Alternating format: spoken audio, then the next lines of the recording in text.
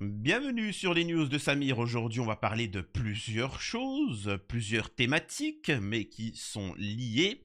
Nous avons Louis Boyard, le jeune député insoumis Louis Boyard, qui nous apprend que d'ici mardi, hein, le mardi, il va traîner en justice Cyril Hanouna.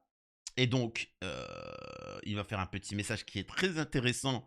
Et ça, c'est plaisant. Vous allez voir son message en quoi il est intéressant et il est pertinent.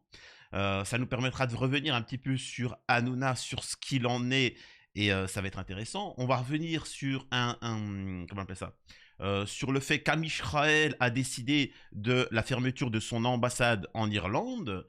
Donc voilà, on sait très bien que l'Irlande est anti-Bip, comme tout, hein, comme tout le monde. Ensuite, attendez, hop, je coupe parce qu'il y a un petit peu de musique. Nous avons apparemment le Portugal commence à se faire. Le Portugal commence à se faire voler par Amisraël. On connaît les gens qui n'ont pas d'histoire, qui n'ont pas quoi que ce soit et qui sont obligés de voler aux autres pour se créer un narratif. Maintenant, c'est au tour du Portugal de se faire voler. Donc, et comme je vous l'avais dit dans beaucoup de mes vidéos, Amisraël, encore une fois, n'a rien, hein. Ils sont obligés de faire ça, de s'inventer une histoire. Et pour ceux, les naïfs qui pensent qu'ils vont s'arrêter au grand Amisraël, vous le faites bien marrer, hein. C'est vraiment. C'est-à-dire qu'il faut bien que vous compreniez encore une fois, c'est important, et c'est aussi une critique que je ferai sur les pro-palestiniens et les musulmans en France, etc. C'est que ces gens-là ont un texte, tu vois. Ils ont un programme, il n'est pas caché. Il suffit de le lire et de comprendre et de voir qu'il est mis en application au fur et à mesure. Mais les gens ne veulent pas comprendre. Je rappelle encore une fois que oui, Grand Ami Israël, oui, les pays voisins, ça leur appartient, mais le reste de l'humanité, faut bien comprendre que ça leur appartient aussi. Dieu, dans sa bonté, a créé la terre. Ensuite, il a créé les êtres de lumière et les animaux, les plantes. Et ensuite, nous, en dessous de l'animal, a créé toutes les peuplades, hein, les nous, quoi, on va dire ça comme ça. Donc c'est assez particulier. Mais rassurez-vous, apparemment, oh, Machiar, il va venir, tu vois. Machiar, il va bientôt venir. Et là, on va pouvoir discuter, tu vois. En tant que bon gentil, en tant que bon goïm, on va lui montrer de manière à la manière de Obélix ce que le goïm pense de son être de lumière. Bref. Donc on va aborder le sujet. Et sur le point, il est mentionné le fait qu'apparemment les élus et les filles seraient obsédés par un Israël. Donc ça aussi, je vais revenir là-dessus. Donc voilà, bref. Avant ça, bien évidemment, je vous invite à vous abonner, laisser un petit commentaire, un like pour le référencement, me rejoindre sur les réseaux sociaux et sur mes chaînes secondaires. Donc alors, c'est quoi cette histoire? Qu'est-ce qui se passe? Nous avons ici notre petit Louis Boyard, petit jeune insoumis qui s'exprime. Pour moi, la France insoumise avait une image professionnelle. Je ne parle pas des idées. Ne m'embêtez pas, là, mes camarades là, qui me regardent et qui sont de droite. Ne venez pas me dire, on s'en fout. Moi, je parle de dignité. C'était quand même Mélenchon, c'est quand même un animal politique, c'est quand même quelqu'un qui s'exprime, qui est toujours présent et ainsi de suite. C'était pas comme Macron ou parce que maintenant les politiques sont devenus des TikTokers. C'est bien d'être accessible, trop, ça devient pathétique. Et donc, nous avons Macron qui était pathétique à faire la tournée des youtubeurs, et ainsi de suite. La LFI était accessible mais professionnelle. Et moi, ce que je dénonce, c'est la présence de deux personnes qui ont sali la LFI et qui l'ont rendu puéril. C'est Delogu et Rima Hassan. C'est-à-dire qu'ils ont sali, tu vois, ils l'ont banlieusardisé, le truc. Alors que, pour ceux qui ne le savent pas, en tout cas ceux qui s'intéressent à la politique, la LFI, c'est pas Louis Boyard. Enfin, Louis Boyard, il se tient bien, attention, hein. Il fait partie de la jeunesse, le futur. Louis Boyard, pour le moment, il est rien. Je suis pas en train de le critiquer, au contraire, hein, je dis du bien. Il est rien, mais dans 10 ans, Peut-être que, tu vois. David Guiraud, magnifique, et ainsi de suite. Là, et les filles, c'est Mélenchon, c'est Éric Coquerel, c'est Adrien Quatennens, tu vois, c'est les pontes, tu vois. C'est des gens compétents, bref. Mais Louis Boyard a un bon démarrage. Donc, regardez ce qu'il dit. Monsieur Cyril Hanouna, votre procès aura lieu dans 2 jours. Bah, on va l'écouter, ça va être mieux. Liberté d'expression. Monsieur Hanouna, voici venu le temps de la justice. Mardi 17 décembre aura lieu votre procès pour injure à l'encontre d'un élu de la République, après que vous m'ayez insulté parce que j'ai dénoncé l'accaparement des terres par Monsieur Bolloré à l'encontre... Faux, je suis obligé d'intervenir parce que j'ai été le seul à avoir traité cette affaire le premier jour, le deuxième jour, voire même le troisième jour, et avoir pris le parti de Louis Boyard. Là où tout le monde a soutenu Hanouna. Ensuite, ils sont tombés sur Hanouna, etc. Quand ils ont vu que la population était choquée de ce qu'il a fait sur un député. Donc voilà, faut bien comprendre. Hein. C'est-à-dire que, je me rappelle bien, et je suis désolé, Louis Boyard n'a pas... Parce que là, il est en train de dire, oui, l'accaparement des... Il a même pas dit ça. Il a dit, Bolloré. Hanouna, il était là. Oh, il a fait une descente d'organes. Il a même pas laissé s'exprimer.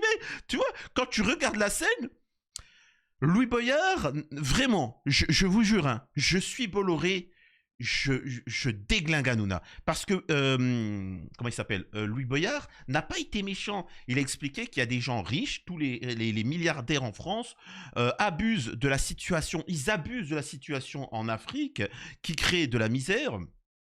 Et ensuite, qui crée de l'immigration de masse. Et en fait, personne n'est content. Le peuple français, il pète la misère. Le peuple africain, il pète la misère, et ainsi de suite. Et il y a certains qui en abusent trop. Il faut faire en sorte que la situation s'arrange, qu'ils arrêtent d'en profiter autant. Le commerce, il n'y a pas de souci. Mais il y a une différence entre le commerce et l'esclavage, quoi. Enfin bon, bref. Il voulait juste expliquer ça, qu'il faut améliorer les choses, qu'il faut répartir les richesses un peu mieux. Tu vois.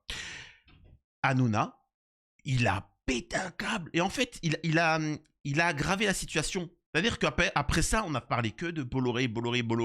Je suis convaincu que la majeure partie des gens ne savaient même pas qui était Bolloré. Et c'est Hanouna qui a fait le mal. C'est pas Louis Boyard. Louis Boyard, il s'est bien tenu. Tu vois, il est resté très professionnel.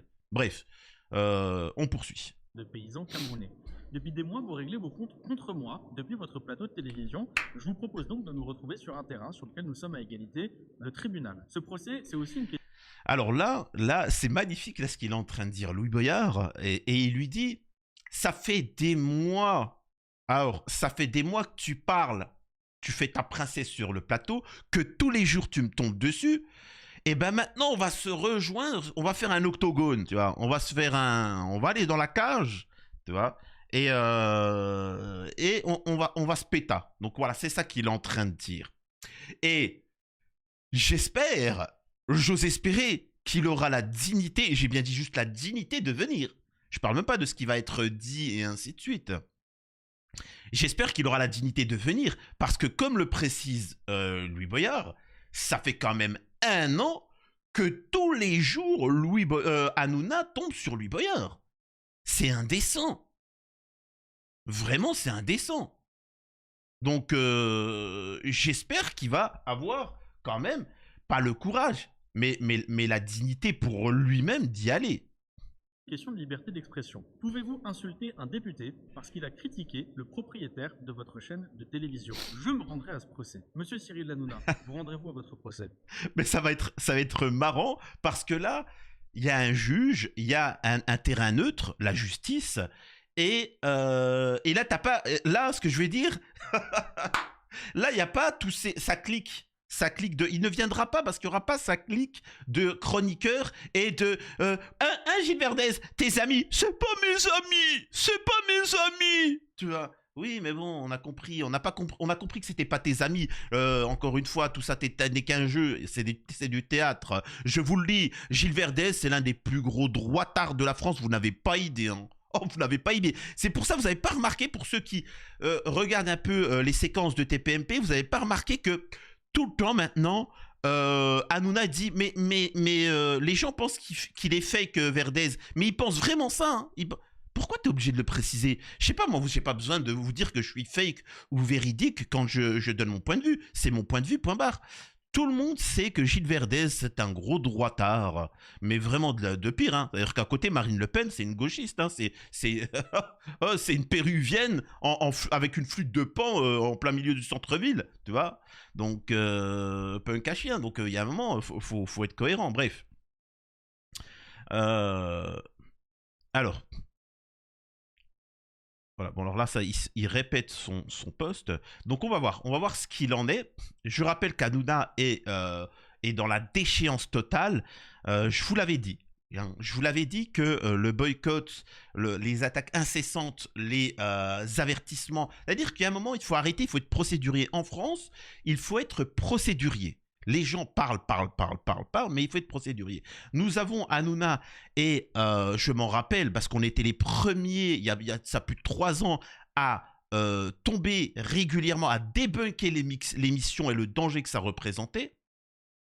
Je me rappelais que ma communauté me tombait dessus parce que à ce moment-là, comment ça s'appelle, Hanouna était critiqué par les gens de droite et les musulmans de France l'appréciaient énormément, ceux de l'immigration. Et moi, j'expliquais que c'est faux, que Bolloré essaye de vous manipuler. Je me rappelle, j'ai été excommunié de la religion musulmane en France, hein, et etc. Il invite des femmes musulmanes dans le truc, on me disait, ouais, mais pour mieux les humilier. Enfin bref. Et à force de débunker l'émission, à force de faire des signalements à l'ARCOM, à force qu'ils se prennent amende sur amende, la personne, tu la déstabilises. Je vous l'avais dit ou pas, tu ne fais pas tomber un empire, tu ne fais pas tomber un château de cartes en renversant tout, t'enlèves une carte après l'autre, et au bout d'un moment, ça va s'effondrer de soi-même, tu vois. Et ça, c'est ce qu'on a fait, c'est ce que vous avez fait. C'est ce que vous avez fait, vous avez eu une action. N'écoutez pas Delogu qui est apparu il y a 3 mois, qui veut se taper des boules de maghrébine et qui essaie de dire que c'est grâce à lui que... Non, c'est grâce à vous. Vous avez signalé Arcom, vous sur Twitter, vous avez débunké, vous avez partagé, vous avez fait des choses comme ça. Petit à petit, c'est un empire, hein. Bolloré, Hanouna, etc. C'est des empires. Donc ça prend du temps et vous l'avez fait. Et le problématique, c'est que si on ne vous remercie pas de la chose, et c'est ça que je peux dénoncer, moi, chez certains à gauche, comme Delogu qui essaie de s'attribuer qu'il neige ou qu'il pleuve, eh ben, on vous fait croire que vous n'avez plus d'action. Et c'est un peu la problématique sur la question qu'on va aborder, la question palestinienne. Vous avez une possibilité d'action. N'écoutez pas les élus de gauche qui vous disent qu'il faut juste voter pour eux pour régler la solution. Non, vous pouvez mettre à genoux cet empire. Tu vois, si on peut appeler ça un empire, tu vois. Donc, et tout ça pour dire que Hanouna, à ce moment-là, il avait annoncé qu'il serait là les week-ends, à la radio, etc. Parce que, et moi j'étais le seul à vous dire, c'est parce que justement, il est en difficulté. Il utilise sa fille, ses enfants, tout ça. Mais c'est fini. C'est que le début. C'est le début de la fin. Comprenez-le bien. Donc on va arrêter sur Hanouna. On va revenir sur Amisraël. Alors attendez. Hop. L'Irlande a franchi toute... J'avais pas lu ça. L'Irlande a franchi toutes les lignes rouges. Amisraël ordonne la fermeture de son ambassade à Dublin et demande à la Commission internationale, à la CPI, de faire un mandat d'arrêt pour les Irlandais, etc. Mais ils ont fait quoi? C'est quand même... C'est pour ça que je vous ai expliqué... je vous ai expliqué la 3e et la 4e ère mondiale. On y est à la 3e ère mondiale. C'est l'instauration du Grand Amisraël. La 4e ère mondiale sera l'instauration de la domination totale d'Amisraël et de Machiar sur le monde. On y viendra, sachez-le, je suis quelqu'un de croyant. Et vous avez quand même un pays qui est condamné, comme jamais personne n'a été condamné de par son histoire par les Nations Unies, etc. Ils sont en train d'envahir tous les pays voisins. Après ça c'est leur problème, hein, j'ai envie de te dire, s'ils ne se défendent pas, ça c'est pas mon problème. Ils commettent des génos, hein, vraiment, ça rigole pas, tu vois, sur un terrain qui n'est pas leur, C'est pas leur terrain, je précise. Parce que c'est bien beau de parler des années 40. Sauf que là, en plus, il y a une histoire de colonisation. Donc c'est assez cocasse. Et pourtant, il se permet de dire que l'Irlande, mes amis irlandais et irlandaises, ont franchi toutes les lignes rouges. Sachez que l'Irlande est un fervent allié de l'Algérie sur la question de la colonisation, parce qu'eux-mêmes ont subi la même chose que l'Algérie. Ça a été, bon, c'est pas aussi, ça a été quand même assez dur pour les Irlandais. Ça a été très très dur, hein. Il y a eu beaucoup de martyrs irlandais pour leur peuple, donc ils savent ce que c'est. Donc c'est pour ça qu'ils sont attachés à cette cause-là, tu vois. Bref. Am Israël qui tombe. Enfin, le chef de la diplomatie israélienne, Gideon Sar, a dénoncé ce samedi des initiatives anti-israéliennes irlandaises. Le ministre israélien des Affaires étrangères a annoncé ce dimanche 15 décembre, dans un communiqué, avoir ordonné la fermeture de son ambassade à Dublin après des initiatives anti-israéliennes, estimant que l'Irlande avait franchi toutes les lignes rouges. Les actions, la rhétorique anti-Bip. Alors, justement, en parlant d'anti-Bip, il faut bien comprendre ce que ça signifie être anti-Bip. Je saute l'article, vous en avez assez vu. Nous avons ici un pauvre petit portugais. C'est ça, un portugais, ça? Je ne montre pas. Attendez, je vais vous trouver ça. On a un portugais qui s'exprime. Et en plus, sa vidéo sur TikTok, tu sais, ils vont la faire sauter pour fausse information. Écoutez, Portugal, qui est un pays très puissant, qui a été très puissant, qui a dominé le monde, qui a eu son hégémonie, hein, qui a été au sommet, comme les Arabes ont pu l'être, comme les Algériens ont pu l'être, comme les Romains ont pu l'être, les Italiens. Bon, je dis les termes de maintenant, même si avant c'était d'autres nations, c'était pas l'Italie, hein. Mais comme la France a pu l'être, comme la Russe a pu avoir un nom, etc. Bah, ils acceptent de temps en temps tu vois, dans l'histoire, hein, allez savoir dans 500 ans où sera le Portugal, dans 1000 ans, ou... Enfin, voilà, bref. Écoutez. Tiens, il y a le peuple élu qui vient d'attaquer le Portugal. Ouais. Ils viennent d'annoncer que pas chef d'un État. Bah, finalement, c'est eux qui l'avaient inventé. Ouais, ils viennent de le dire normal, sans pression. Pas chef d'un État. Ouais, c'est israélien. Mais c'est génial. En fait, les mecs, ils ont tellement rien. Ils ont même pas de terre. Ils n'ont même pas de spécialité. Les mecs, ils se disent, on va récupérer le terrain, on va dire que c'est à nous, comme ils font tout le temps, en fait.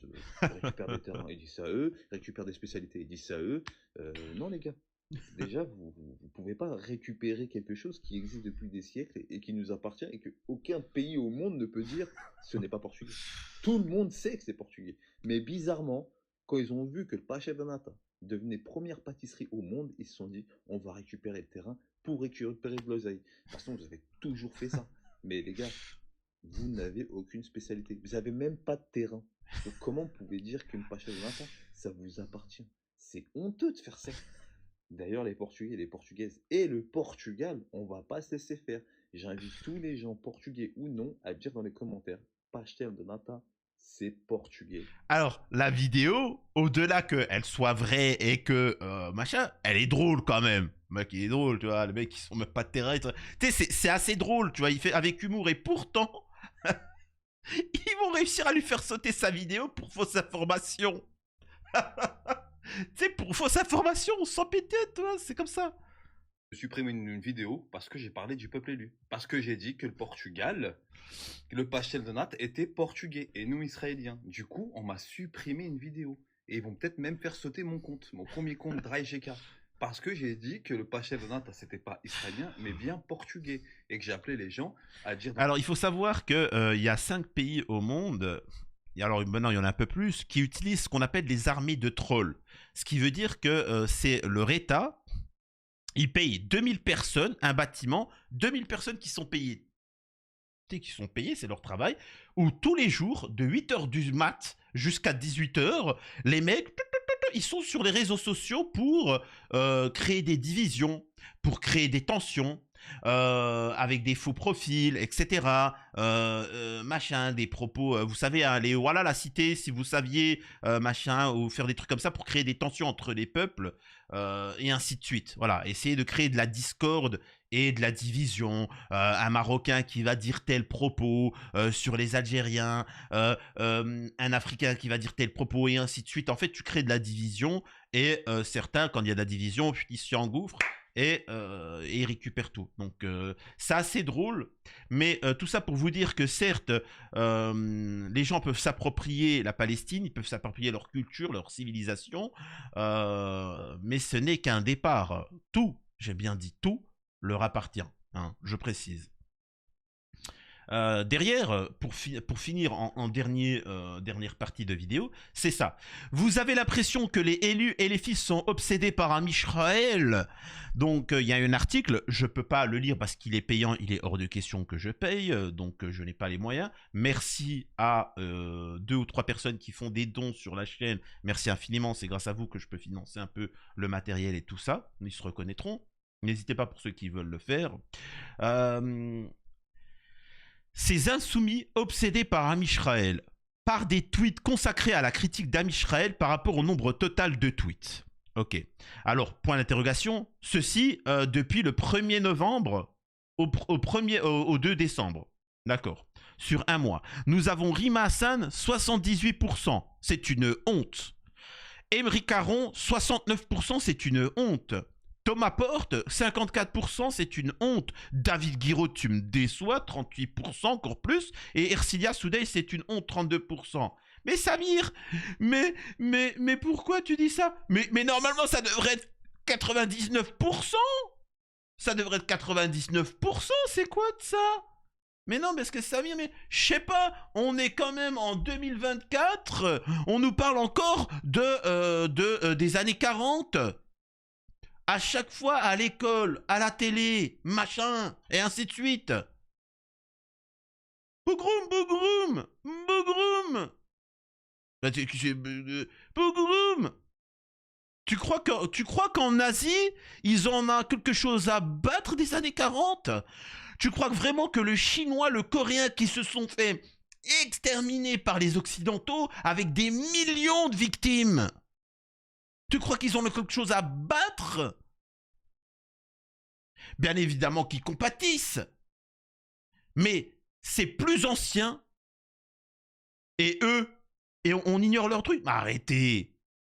Tu crois que les Algériens, qui eux n'ont pas participé au Géno, contrairement aux Français, aux Italiens ou aux trucs comme ça, aux Européens, tu crois que vraiment c'est leur priorité? Alors qu'il y a eu des millions et des millions de victimes de massacres par la France et d'autres, et les colonies, hein, parce qu'il faut savoir que la France ils ont fait un carnage en utilisant aussi les soldats des colonies, hein, pour faire le carnage. Vous voyez ce que je veux dire?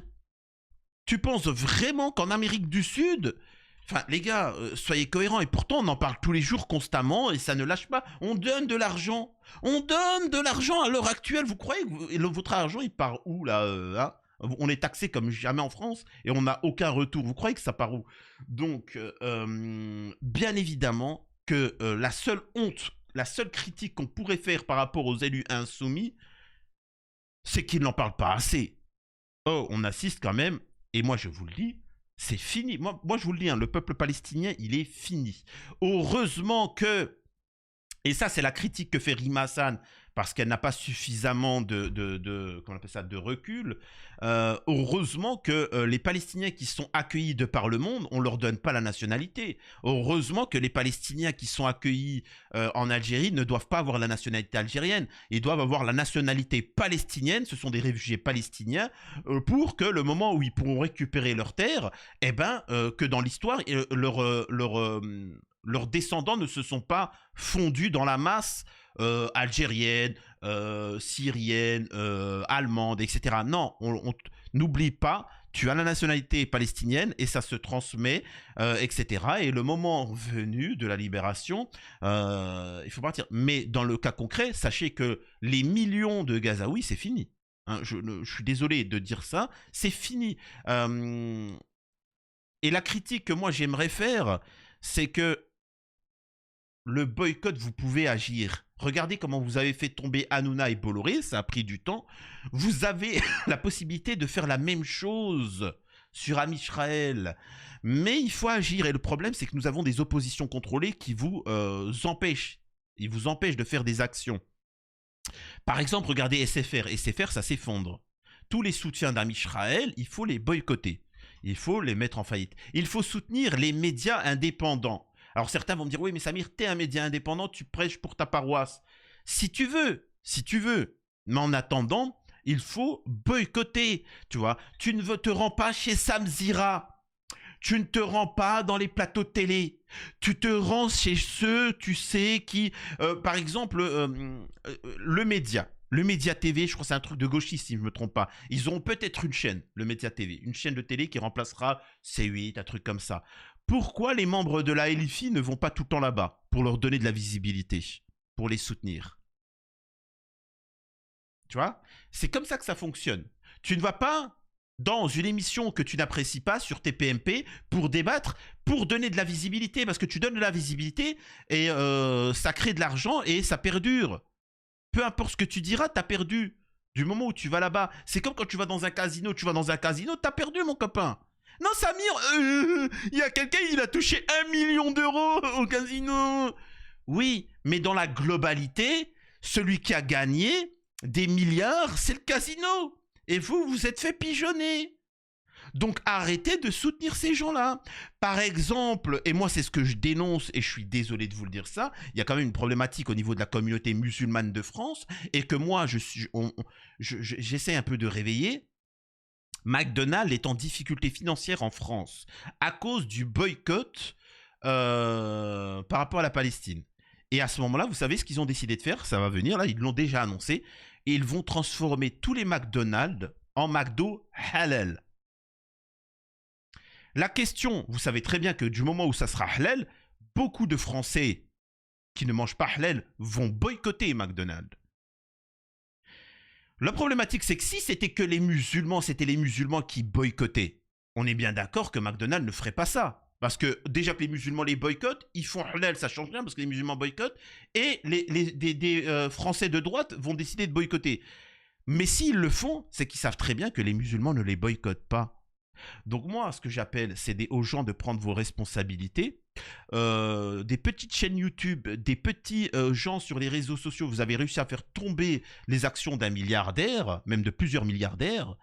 Croyez-moi que si vous étiez tous unis, vous pouvez décider de qui de la politique en France. N'oubliez pas que ce sont que des secrétaires, tous d'extrême gauche à extrême droite. Ils sont là pour vous servir. Et moi, ce que je dénonce avec tous les hommes politiques, c'est pour ça qu'il y en a, ils n'arrivent pas à comprendre. Ils me disent, Samir, je ne comprends pas. En fait, il faut séparer mes propos. Par exemple, concernant la politique, même si moi je me présentais, il y en a plein, Samir, on te soutiendrait. Non, mais en fait, t'as pas à me soutenir. Encore une fois, je le répète, normalement, la politique, c'était là pour servir le peuple, pas l'inverse. Tu vois? Vous voyez ce que je veux dire? T'es là pour servir le peuple, pas l'inverse. Et moi, ce que je vois chez le RN, chez la Macronie, chez la LFI, c'est qu'on idolâtre des gens. Oh mon Dieu, Rimassan, oh mon Dieu, Macron, oh mon Dieu. Non, le peuple, c'est vous qui décidez. Voilà. Donc écoutez, on est rendu à 28 minutes, j'aurais pu développer un peu plus mes arguments. Donc voilà, moi je vous dis, le seul truc qui est intolérable par rapport à ce schéma, c'est le fait qu'ils en parlent plus, pas plus. On a un géno, c'est ignoble ce qui se passe, et pourtant, voilà, bon bref, c'est quand même assez particulier. J'espère que ça vous a plu. On verra un petit peu les résultats du procès avec Louis Boyard. Force à Louis Boyard. J'espère qu'il va plier en 4 bien comme il faut ce vulgaire individu qu'est Hanouna. Donc je pense que ça ira très vite parce qu'en fait, il n'y a pas de débat à avoir. Il faut savoir que la justice, c'est pas des débats non plus. Ça va être très simple. Est-ce que oui ou non, il a abusé? Oui, d'accord, salut, au revoir. Bref, pensez à vous abonner. À la prochaine sur les news de Samir.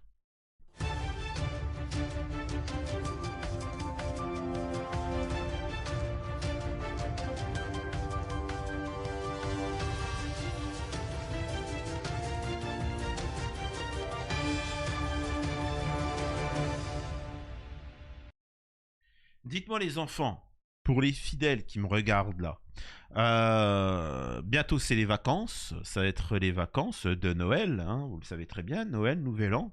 Et est-ce que vous allez regarder quand même mes vidéos ou on fait un break? C'est vous qui décidez. Soit je continue à faire 2 vidéos par jour constamment, il n'y a pas de souci, vous inquiétez pas. J'ai la capacité. Pas de vacances pour les braves. Ou vous me dites, Samir, franchement, pendant les vacances, on n'aura pas le temps de regarder, ça sert strictement à rien. Voilà. Ne me dites pas, c'est toi qui vois. Oh là là, vrai gonzesse, hein. C'est grave, hein. Prenez un peu des décisions, voyons. C'est fou. Je suis pas en train de te dire ce qu'on va manger ou pas ce soir. Est-ce qu'on va manger au resto ou pas? Donc dites-moi et puis on verra.